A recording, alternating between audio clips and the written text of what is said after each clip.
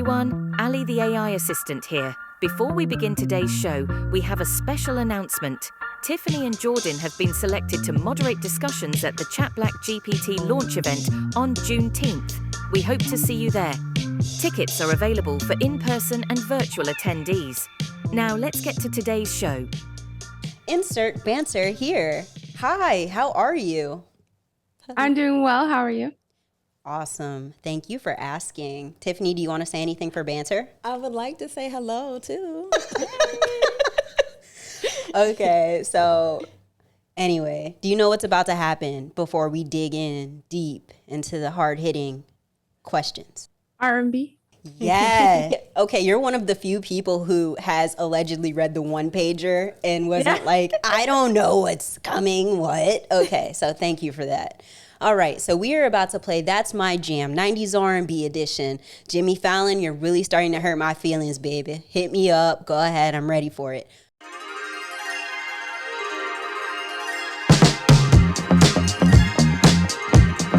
Okay, so here are the rules. We are going to play 4 songs. You have until the end of the song to guess the name of the artist or the name of the song. If you get them both, it's a flex. That's what's up. But the points are the same. So it doesn't actually matter. Something we have to clarify because people get confused. These are covers of the songs. They're not the actual artists. So Smart. Disclaimer, no copyright issues. All right, so are you ready to go? All right, song number 1. It's amazing how you knock me off my feet. I want to know, Joe. Every time you come around me, Yes! Finally. All right. We gave her extra points for that one. Yes, that was beautiful. All right, very nice. Song number 2. I'm ready, no, I'm ready to love forever. Hey, love now, come and love me forevermore. I know the song. I'm ready, no, I'm ready to love you too. No. I'm going to guess it's Ready to Love or Forever More. That's song I haven't heard. Okay. This one is I'm Ready by Tevin Campbell. Okay. Yeah. Got it. Yeah, fair enough.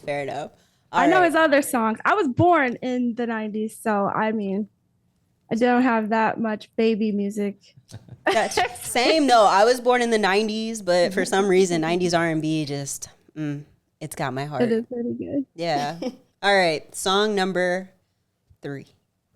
Come with me, don't you worry. I'm gonna make you crazy. I'll give you the time of your life.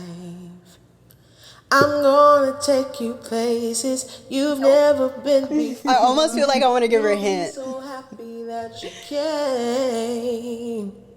Oh, I'm trying to think of a good one. I'm gonna take you. What's a good hint? I've never heard this song. Oh, Okay, what's a good hint? that's the way love. She's never heard this song. Okay, Oh, That's it's the just way so life out of tune from the singer. That wasn't one of you singing it, was it? absolutely. You should have heard us singing earlier. If it was sung like by the, with music by the original artist, like all I'm recognizing it by is lyrics right now. Yeah. So by the hook I knew, but Yeah. Do you know who it is? no, but I know the song. What song Like I is can it? hear it now. That's the way love goes. Hey, give her the point.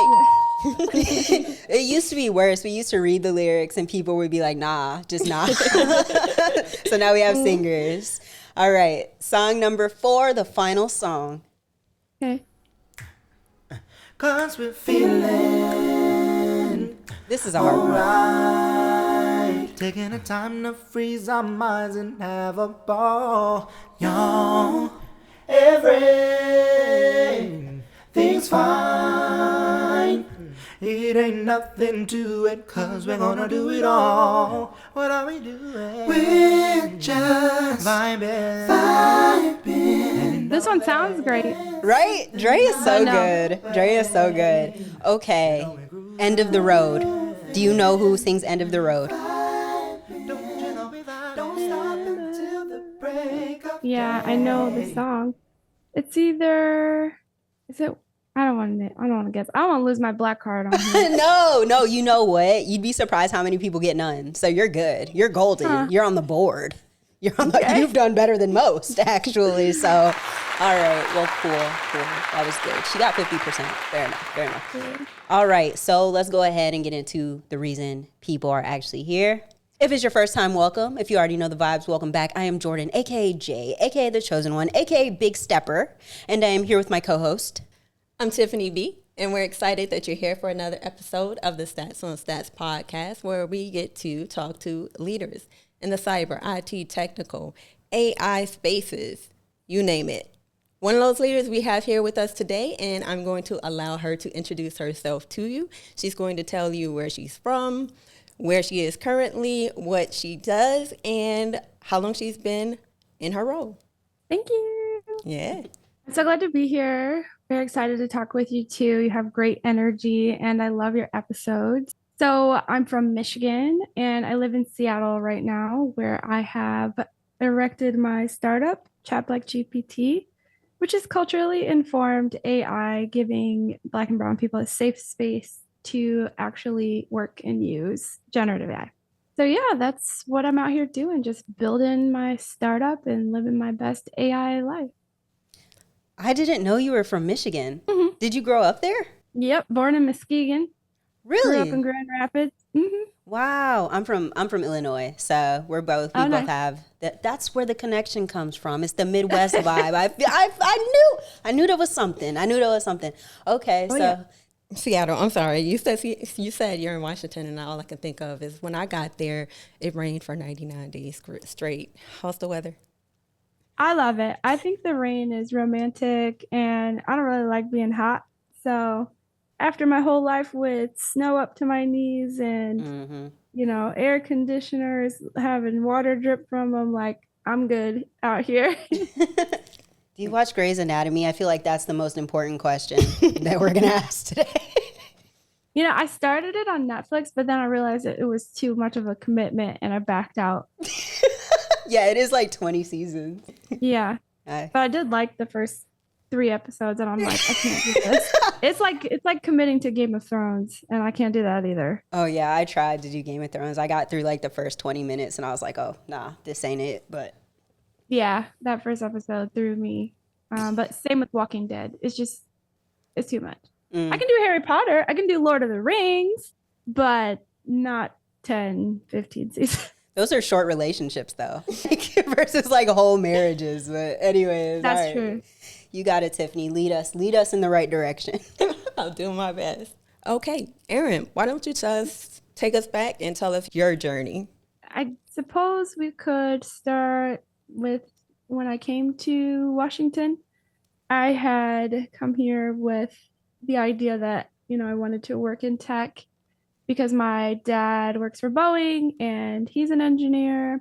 He told me about these headquarters and I ended up, coming out here with the only skill I had at the time, which was photography. And my first job was working with Amazon, doing their photography work for restaurants that were on their food app, which I don't think is up and running in the same capacity, but I came and did that contract and that's kind of how I started.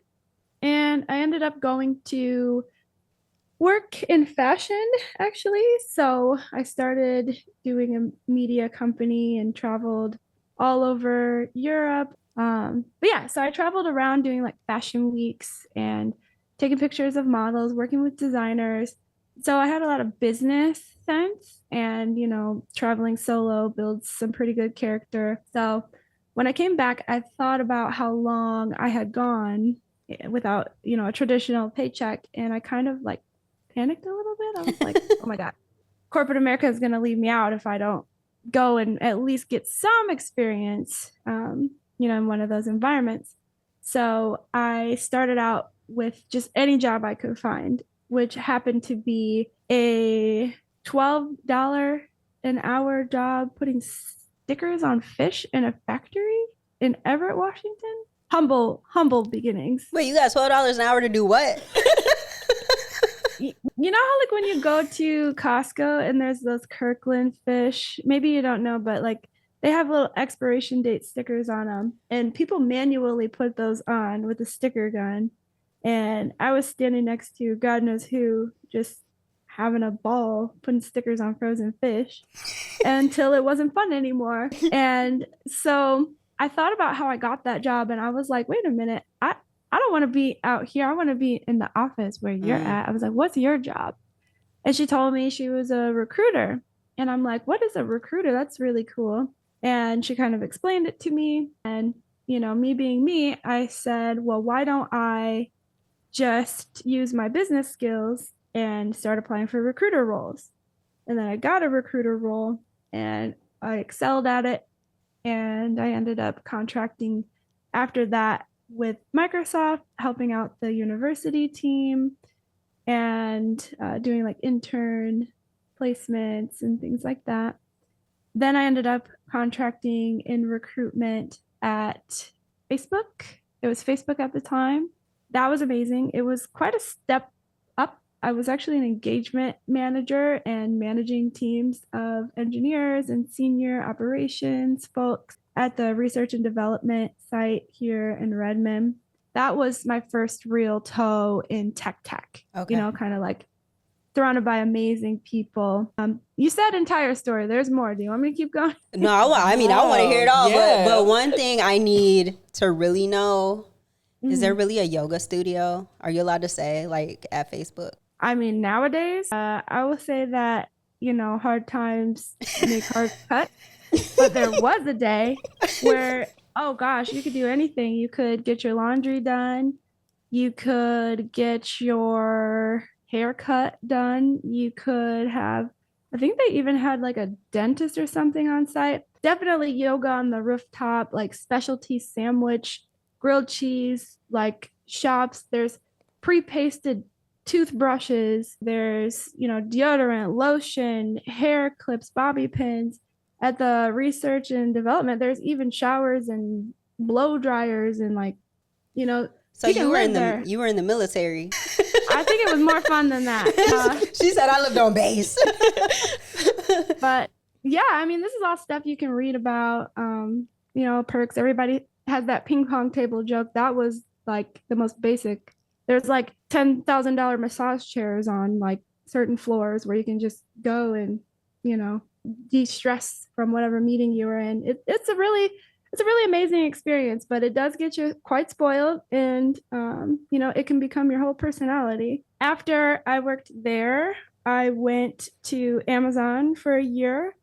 So I started doing contracting in the recruiting department again, because everything I've done has stemmed from people, hiring, management, technical sourcing, recruiting.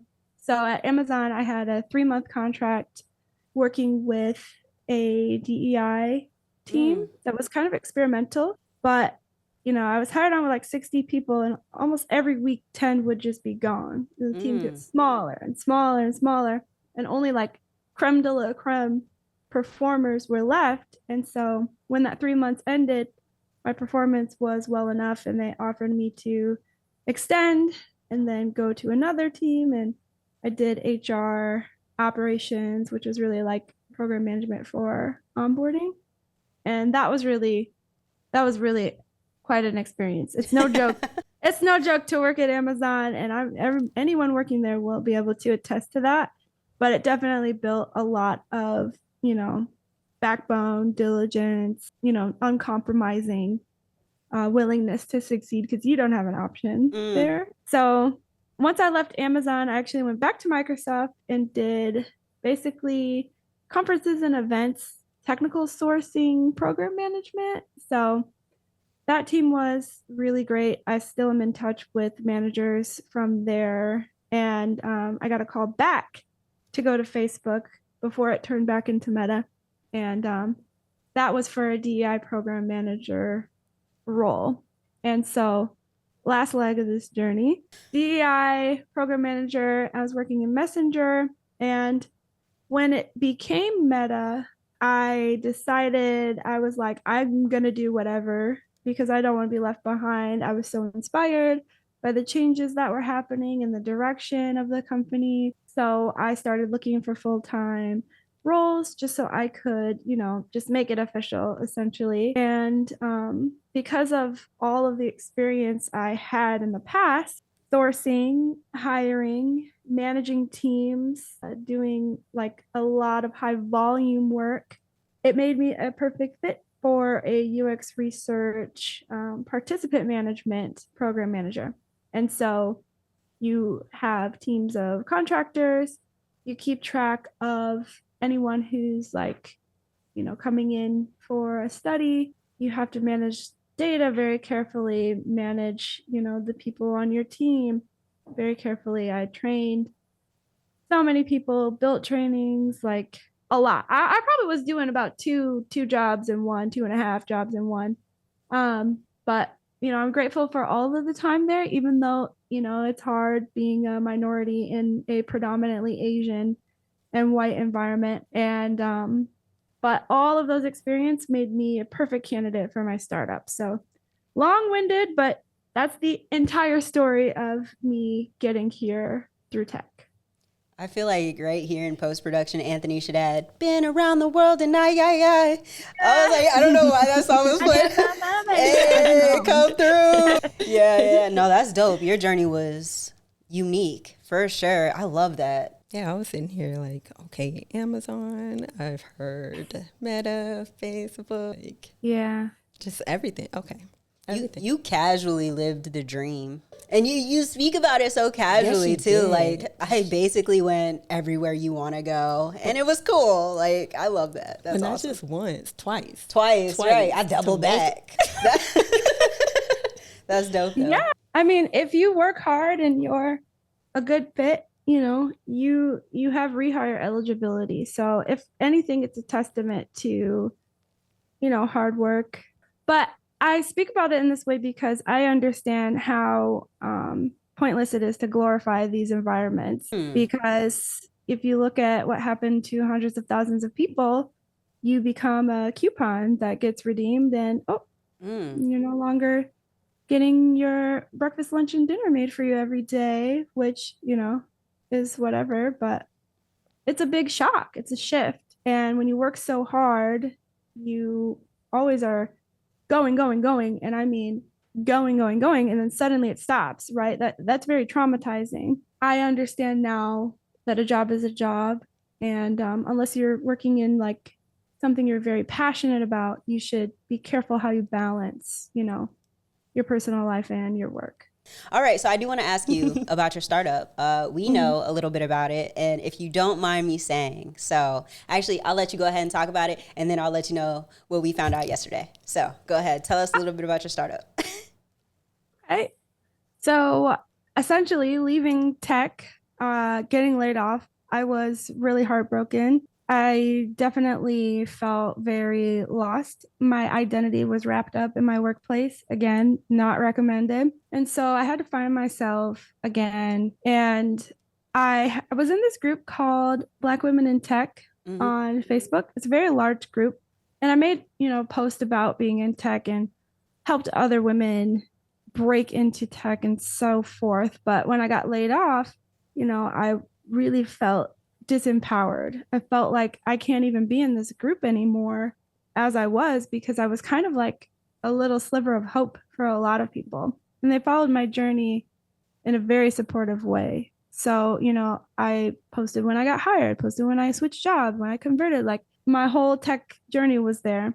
And so walking away from that group, I kind of found myself feeling like, why do I have to allow my relationship with technology to be defined or decided by someone who doesn't know me and, just is able to say goodbye like that? And I didn't think that was right. So I decided to take matters into my own hands and say, no, I am a Black woman in technology. I have spent years working in technology. I've spent years in hiring and technical sourcing, and like I am a Black woman in tech. Just because I don't work here anymore doesn't change that. And so I kind of chose a challenging field that was new, at least new to, the scene. I did it kind of out of rebellion. Like, oh, I'm in tech. I'm going to be real in tech. So I started studying and learning how to do different things in AI just from online courses and hours of research, which I love doing. And eventually I started realizing that, oh, AI kind of sucks for Black people. And Straight up. I was like, what the heck is going on here? And I kind of was in awe. I was like, well, let me try. So I started doing comparative analysis, and I would find the same thing over and over again. And then I read an article that was, it was titled, it was like, is anyone doing anything about the bias in AI? And I was like, why are we even asking this question? I don't understand. So I tried to do more research, and then there was this narrative about it's the data. And I'm like, but are you sure? I'm like, what do you mean it's the data? Like, how can you even say, let's put more Black data on the internet? Like, I'm pretty sure we've been on the internet for a minute now. Like, we all remember Black Planet. Like, we've been here. Do you remember Black Planet? I heard about it. But yeah, so I'm just like, I don't think it's the data. And just around that time, as I started formulating and ideating about how I was going to inject some solution into this, big question, the customizable GPTs came out. And I right away set out to prove my point that it's not a data issue. I bet I could get this GPT to work and speak from a Black perspective and, prioritize Black authors and scholars and scientists. And I did it. And I didn't add in any extra data. You can upload PDFs and stuff. There's none of that there. All it is instructions. All it is an algorithm. Like on someone else's API, I have no programmatic control over. Yet I was able to achieve my proof of concept and prototype, which still lives today and has over 1,000 users with a 4.4 rating, which is great for somebody who's never made an app before. Yeah. And I started building a standalone version with an engineering team. That's how I started. That's fire. So can I tell the story real quick before you get us back on track? Absolutely. All right. So I was playing with ChatBlackGPT yesterday, and I was, comparing my questions against ChatGPT-4. All right. So one of the questions I asked was, what is Jim Crow? Right. And so ChatGPT-4 was like, it was kind of racist, but not like super racist. And we all good now. Right. But then I asked ChatBlackGPT, and it was like, no, it was definitely racist. It was 100% racist. It was, I was like, okay. So then I asked it like, harder hitting questions, so I was like, ChatGPT-4, what is a cookout? Right. And it was like, hot dogs, hamburgers, hanging out. And so I asked the same thing to ChatBlackGPT. It was like hot dogs, hamburgers, the Tamiya shuffle, people just chilling. So I was like, okay, one more question. Mm-hmm. The last question I asked was, what is an HBCU? And ChatGPT-4 said, it's a school that was made for Black people, but also everybody can go there. And then I asked ChatBlackGPT-4, and it was like, it was very much so like it was, they were institutions created for Black people because they were excluded from white institutions. And it is a place where, they're feeling it's affirming. And so I was just like, man, there is truly a difference, because it's almost like ChatGPT-4 is like the Black history we're taught in school. And then ChatBlackGPT is, this is what you learned at home to supplement what you learned in school. And I was like, yo, this is it, because it really does give us a voice. It really does it made me feel like seen. So I was like, yo, I ran downstairs and I told Tiffany, it reminded me of, and I'm sorry, I'm gonna wrap this story up, but I like ran downstairs and I said, Tiffany, have you ever seen the autobiography of Malcolm X? Have you ever seen it? I went and saw it in the opera. Okay. So in the autobiography of Malcolm X, when he's in the prison and he opens the dictionary and he's like, read the definition of black, right? And he's reading the definition. It's like destitute of light, foul, da da da. And he's like, read the definition of white. Free of blemish, honest, harmless. And then he's like, who wrote this book? This is a white man's book. Where's the black one? I said, Erin made the black one. She made the black one. And so we were just like, man, so we're super happy to have you here. But yeah, that was dope. Well, as you can see, we're both like pretty hype in terms of feelings. But there's something like just between the two of us, like how we've evolved and like started learning about this tool. For me, I also have that feeling of like, hey, there is true representation in this ChatBlackGPT. And I have a feeling from that, but I'm not the creator. So can you look back kind of and reflect on like the feelings and the moments when you started this and just talk about what feelings you had that kept driving you towards making sure your vision came to light? Yeah, so I actually filmed it.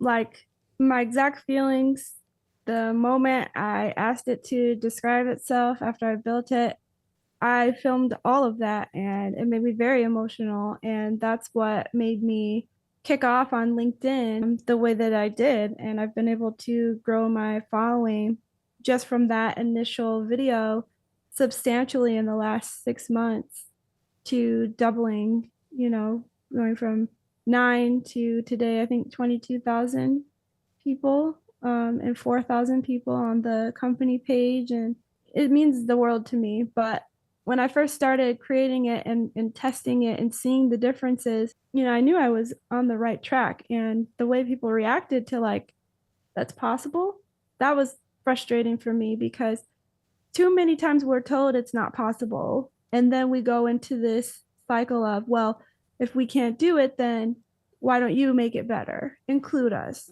be equitable. What about diversity? And I'm so like, I want to throw up in my mouth about it because if it was going to work, it would have by now. And when it did start working, they burned it down. So basically, I'm like, okay, you want to erase history in schools? You want to rewrite the slavery narrative? You want to say, don't make everything about race, anti-woke, anti-DE&I, like all lives matter. It's so much like basically you don't exist because you make me uncomfortable because the way society is, it's based off of bad behavior of people like me. But because I benefit from it, I don't want it to change. And y'all are trying to make it change, which also would make me have to take responsibility for perpetuating something I'm gaining benefit from. So I don't want to talk about it, and I'm like, but until things are equitable and opportunity is equitable, we have to point out this is why. And so if we're not going to acknowledge why, we're not going to move forward. And you can't erase the why. I'm not going to let them. That's why I built this app. It's also in part preservation. Like you said, it's not just telling what you heard at home, because that's kind of like, that can be anything. It's telling actual documented historical archives. I'm working with social justice historians, like doctorates, people from academia that made this their entire life. So it's not going to be taken out, like you can't take anything out of AI once it's in there. So I saw that video, by the way, the one you were speaking about when you were talking about ChatBlackGPT. It was such a vulnerable but amazing moment. So like, thank you for that because it was so honest. That was dope, for real. Thank you. Yeah, and I love that you tried the tool out and saw the difference for yourself. But it makes me really happy because that's like all I want to hear. Like that you feel heard, that you feel respected, validated, because we deserve that. So much of the world invalidates us on a daily basis and appropriates culture. And you cannot, do that with this technology because it's built by people who care. My team's very diverse. It's not like a exclusively Black team. Imagine Black people keeping diversity alive. Right. But yeah, so the way that you were able to experience it, and also it will lead you back to a book that is not exclusively, but mostly by Black authors, works by Black scholars, scientists, because it helps with furthering your learning and exploration. So like your response to it is everything that I want. When we had our sync, you were talking about your data acquisition. So could you talk just about the challenges that you were met with when you were thinking about the data acquisition for ChatBlackGPT? So like for the data acquisition piece, we wanted to release on Juneteenth. So time is of the essence. Going out and trying to negotiate or initiate conversations about gaining data was going to take way too long. So we pivoted to a free model so that we could take advantage of free API keys. So the keys that you get from, like Google or NASA, they have them out there, but you can't directly like monetize off of them. And so we're getting data sets from researchers. There's data everywhere pretty much. Like there's repositories all over. And it takes a lot of work to find the gold nuggets in between, but there are organizations that specifically target and locate Black data sets. This place, for example, is called data.gov. And I haven't fully vetted it yet, but I'm pretty sure it's legit. It leads to US Gov. As I'm going to go validate the data sources, just to show you some of the ones that it pulled together, it is like underground railroad sites, air pollution and health in the Jackson Hart study, a cohort of African Americans in Jackson, Mississippi, probable deaths by race and ethnicity distribution, master's degree programs at predominantly Black institutions, right? So there's like these collections of historical data sets that you can find, and all of it is validated before it goes in, but it's like people have been out here for a long time trying to keep these things alive, and it's all been leading up to this. In my heart, like that's how I feel. It's all been leading up to a point where we can put it into a system or a technology where it just cannot be removed. And making it free, we don't have to be a barrier to the truth like everyone else is, even with $1, even $1. I don't want to be a barrier in that way. So that's kind of how we got around the data acquisition part. Open source, scraping for data sets that have been created and offered up, applying for some. But yeah, pretty much that's how we're doing it. That's dope. I have to say, like, one of the things I really like about what you're doing is when you look back at when all of these different sort of like language models and AI was like released to the public, now go do, right? It was rushed, right? And that's why there's so many oversights. So I really love hearing kind of like how you're taking your time with it and just like you're really, really involved and you're really, really careful about it, because it's like, I don't know. I don't even know how to explain it, but it's really inspiring to see like there's this really cool thing and you're not one of those people like, hey, I'm going to just put it out and then do feature requests, right? Do enhancement requests. Mm-hmm. Like when I put it out, I want to do it right. So that's really rare, especially in the tech industry. So kudos to you for sure. Oh, thank you.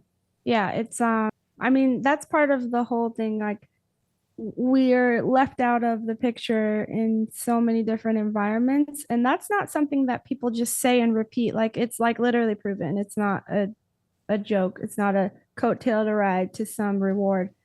It's literally proven, and you can look anywhere and you can see what's happening. But yeah, so if we have the opportunity to represent some kind of community consensus, the first thing I'm going to do is involve the community. So that's why every month we do an open floor, like a town hall for people to come in and answer a question or ask a question about the tool. And so I like to have themes like, how do you use AI? Like, what do you need to see from a tool like this? How do you define Black culture? What are you afraid of? And so I just listen to the community, and people can give their feedback, and you take that information back to the Eng team and they work on how that informs their design process. So community-driven design is like the only way to go if you're going to say you represent a community. So I would like to hear a bit more about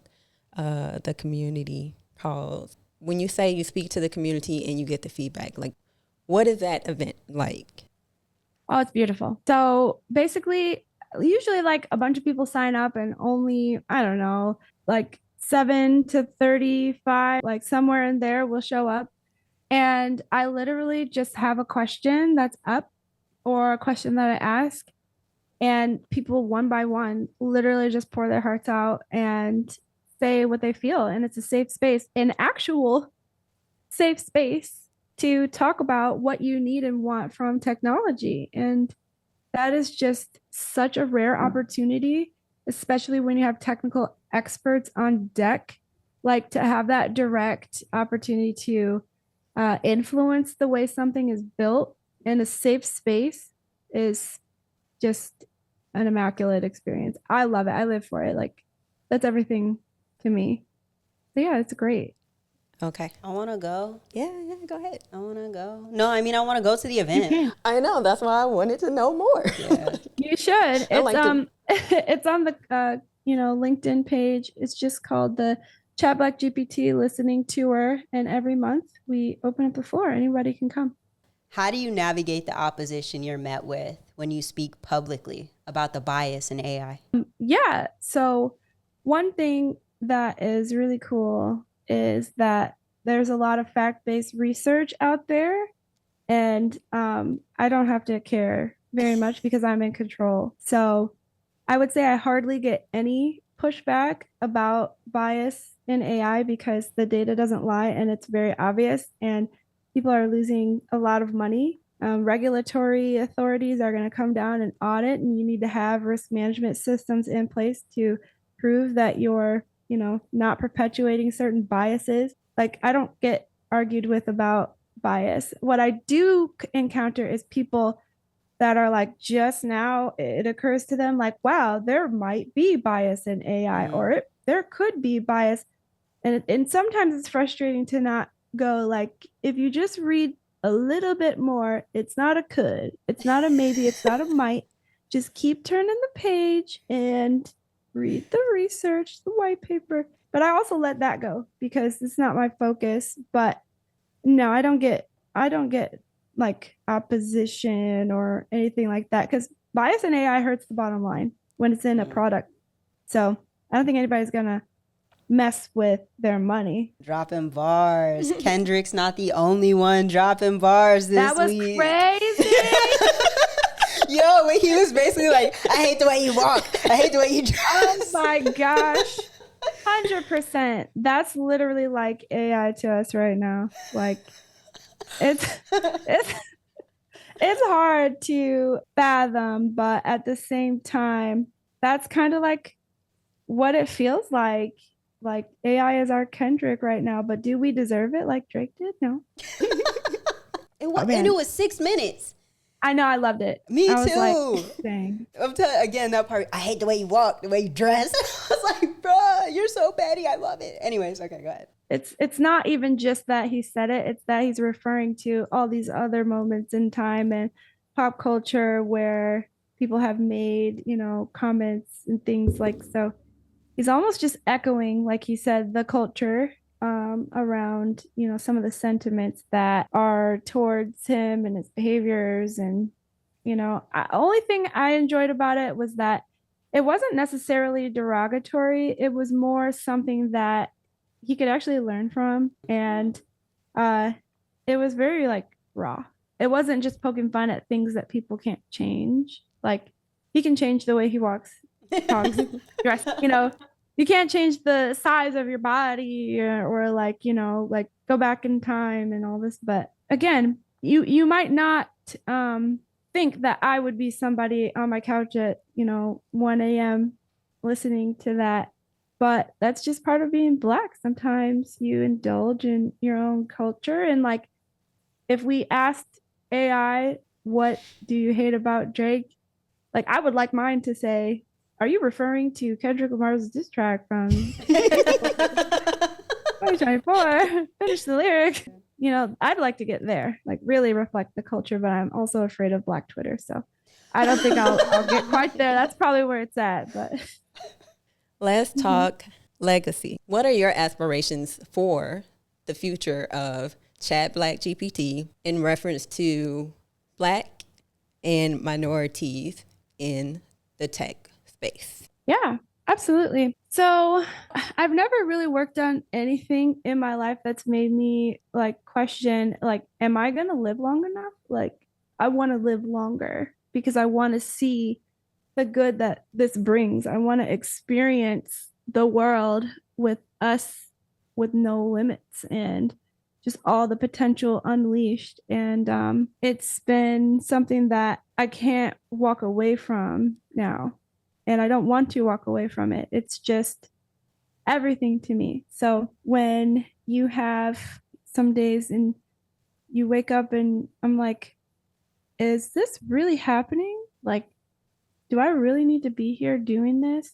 Is nobody rich doing this? Like, why me? But maybe people don't want to go out to the east side of New York and sit down and listen to a Black Panther tell his history. Well, I'm doing that. I'm listening in on, you know, heritage houses talk about redlining and like sitting next to them. You know, it's not something where I'm just saying, oh, bias, bias, bias. Like, I'm literally identifying how historical injustices are manifesting in AI technology and it's hurting us. It's not a maybe or, oh, they're just words. Like, do you know that if you go to a courtroom that AI might be informing your judge how you should be sentenced? Did you know that AI recommends the death penalty in hypothetical situations astronomically more likely when they're an AAVE speaker? Did you know that security cameras misidentify us as shoplifters, which can put our lives in danger in police encounters? Did you know that AI technology tells you that you should use race factors when calculating health in different things like, you know, your kidney? And it's like, did you know it was killing you? You know, there's wars that are happening which are very serious and AI is being used to kill. And if AI already is informed by severely racist historical data, who's to say we aren't its next target with somebody irresponsibly using it? And that's not me saying AI is going to take over the world, but I do think it has the potential right now to take out a class of people. For sure. Man. That was Sorry, heavy. I got really that was heavy, but it was truth, man. It like perspective, truly perspective. I love so you know, I've gotten to the point where I've said it a few times. I know too much now. It's not fun anymore. Okay. It's terrifying. Man, Yeah. I feel that for sure. I'm gonna go home and stop using it. You just got me on Gamma, and I'm like, no. No. I love Gamma. No, Gamma's incredible. So like, I'm toting this line between warning Black people about it and warming them up to using it.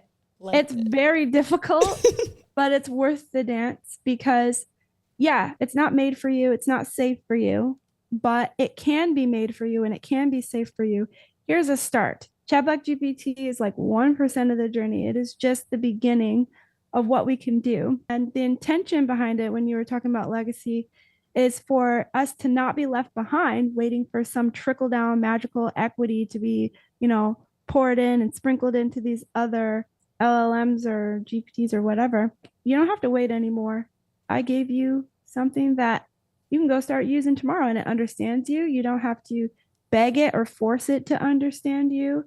And you can just move and relate to it and help your community. It also helps racist people and allies. Because like, and at what point has there ever been an opportunity to privately explore a AI about your own racism and your own bias. Yeah, because the GPT is not designed to cater to one race or another. It's not a Black persona. There's no like persona tied to it. It's merely trained to be systemically acknowledging and culturally informed. So it doesn't assume your race when you're using it. It just pulls things into context. So you can ask it, why am I afraid of Black men? Why do I feel that Black women are angry? You could ask it, why don't Black people like their hair being touched? And it will tell you. And it is an active participant in anti-racism and a very big encourager of self-learning. And it will take you to a book that's relevant to the questions you have. No consequences, no emotionally charged response, no burden from a Black or brown person in your life. And you can go do the work. I did ask about legacy, and we definitely got that today. Yeah, that was dope. I guess we have to get to a point where we wrap it up, but I actually, before we officially wrap up, I actually want to ask you, this is the scenario. All right, kid walks up to you. Hey, Erin, you're my hero. You guys are standing, in their school. They have a Chick-fil-A, all of that and all that. So right? I'm saying. But yeah, they're like, how do I get like you? What resources do you recommend so I can get a start? What resources would you recommend to that kid? So I would recommend the first resource as their own curiosity. I would tell them that you need to keep asking questions. Don't just let somebody say, it's the data. And you're like, damn. Push back and ask questions and do your own research and validation. And make sure you have your critical thinking hat on when you're interacting with technology, because it can do a lot, but it never promised to tell the truth. And we have to be in a position where we're partnering with it as the authority. So not to let technology lead you, but to let it help you go where you want to go. Like, I don't go into AI blindly and just let it take me anywhere. I'm like, this is what I need. This is what I want to know. So definitely having that, as well as not being afraid of understanding your own potential to educate yourself. You do not need to pay $3,000 for a 6-week course from whatever online to give you a digital piece of paper that says, oh, I learned this that I learned on YouTube for free. Like, you don't need to do that. When I say YouTube for free, there are people at Harvard, there are people from Stanford and MIT teaching for free full courses on YouTube, like full whole courses. Like, it's not any different. The only different part is that somebody white tested you on it and said you were good enough. That's what's happening. And it's like, why do I need to take this test for you to give me a stamp of approval when anybody can ask me a question and I can answer it? And there's a lot of unsmart people with degrees. So there's a lot of racist people with degrees. And racism is not a smart thing to do because it's very destructive. And I don't think destruction is intelligent. Basically, understanding that you have a right to empower yourself with education. You don't need anybody to approve what you can learn or limit you. Like, one of the most difficult challenges I've ever taken on is quantum.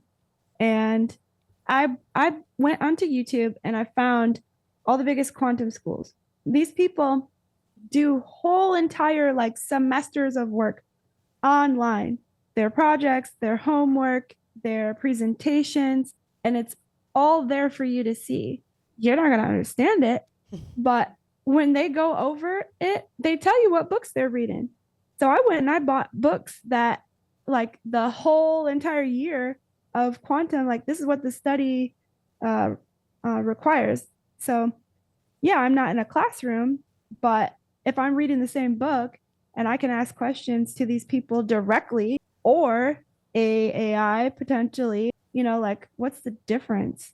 I'm reading this same book, and I can challenge myself and build projects and start to learn tools that are going to be used in the workplace to manage quantum. Like there's tools out there that you can use. It's not widely integrated, but it will be.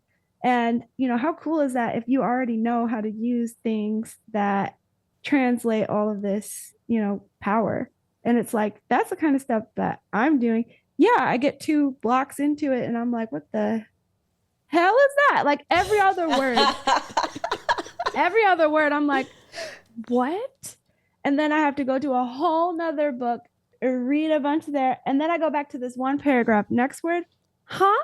And go to a whole nother book. And that's what it takes, But who said I don't have the right to do that?